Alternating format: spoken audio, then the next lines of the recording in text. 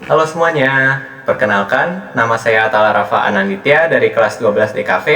Hari ini saya akan membedah peta peluang usaha di industri kreatif, khususnya dalam ranah desain komunikasi visual. Di sini kita tidak hanya bicara soal seni, tapi juga bagaimana cara untuk mengonversi skill visual kita menjadi aliran pendapatan yang berkelanjutan. Langsung saja kita mulai presentasinya. 1. Konsep peluang usaha kreatif.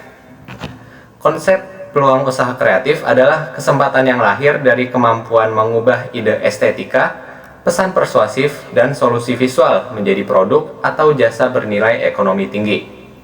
Konsep ini berfokus pada pemanfaatan daya cipta, keterampilan seni rupa, dan teknologi digital untuk menjawab permasalahan nyata di masyarakat. Karakteristiknya, pertama, inovasi yang berkelanjutan. Selalu mengikuti tren estetika dan mengikuti teknologi digital terbaru. Nilai tambah tinggi. Produk atau jasa dinilai dari keunikan, fungsi, dan emosi yang disampaikan. 3. Skala fleksibel. Dapat dimulai dari skala mikro atau freelance hingga agensi kreatif berskala besar. 4. Kolaboratif. Erat kaitannya dengan sektor UMKM, pariwisata, dan industri digital. Jadi simpelnya ini adalah tentang problem solving melalui desain. Bisnis kita bukan sekedar membuat karya yang bagus, tapi menciptakan aset yang punya nilai ekonomi yang tinggi. Kita menjual solusi visual yang persuasif, sesuatu yang bisa mengubah perilaku konsumen dan memberikan dampak nyata bagi klien. 2. Potensi lingkungan sekolah. Tentunya di sini target market pertama kita adalah di ekosistem terdekat, yaitu sekolah kita. Kita punya market khusus di sini mulai dari kebutuhan atribut, spanduk poster acara, atau merchandise angkatan kelas. Ini adalah wadah terbaik untuk validasi produk dan membangun reputasi sebelum kita masuk ke skala pasar yang lebih luas. 3. Potensi lingkungan dan masyarakat. Melompat ke pasar yang lebih luas, terdapat celah di sektor UMKM lokal. Mereka punya produk yang hebat, tapi seringkali lemah di identitas visual.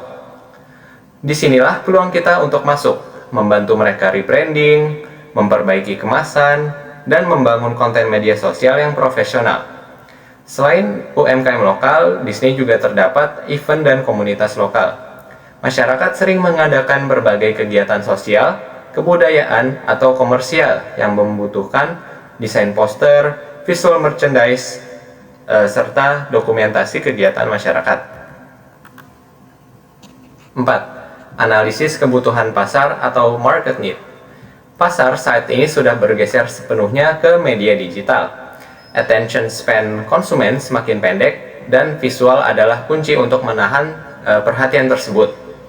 Jadi, value kita di sini adalah memberikan desain yang tidak hanya estetis, tapi juga mampu meningkatkan conversion rate klien.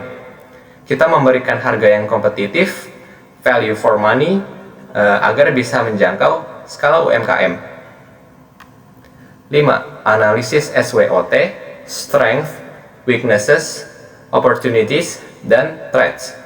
Nah, di analisis inilah kita harus mengevaluasi posisi kita.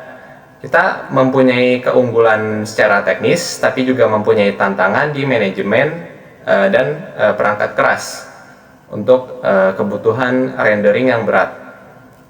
Namun dengan tren digital yang masif, peluang kita masih jauh lebih besar daripada ancamannya. Jadi apa kuncinya? Tentunya kita beradaptasi. Jangan melawan AI, tapi gunakanlah AI untuk mempercepat workflow kita. 6. Menentukan ide bisnis bidang DKV. Jadi secara garis besar di sini kita punya 3 model bisnis utama, yaitu jasa branding untuk UMKM, konten kreator dan sosmed, serta merchandise kreatif. Ketiga ini adalah portofolio yang seimbang antara jasa dan produk fisik. Jasa dan branding logo ini berfokus membantu UMKM menciptakan identitas visual yang profesional, mulai dari pembuatan logo, panduan warna, hingga stiker kemasan produk. Sedangkan untuk konten kreator dan sosmed menyediakan jasa pembuatan konten feeds Instagram, video pendek Reels atau TikTok, serta copywriting visual untuk meningkatkan engagement bisnis.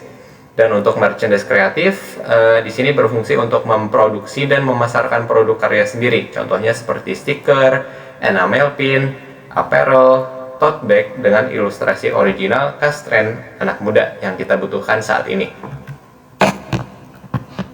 7. Bisnis model canvas atau BMC. Nah, dalam membangun model bisnis, kita harus jelas tujuannya. Segmen customer kita adalah UMKM dan komunitas yang butuh visual profesional dengan budget yang efisien. Jadi value proposition kita sangat spesifik, yaitu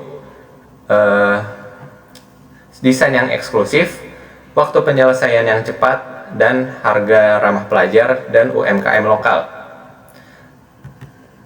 Nah, bagaimana operasionalnya? Kita menggunakan channel digital seperti Instagram dan TikTok sebagai etalase portofolio.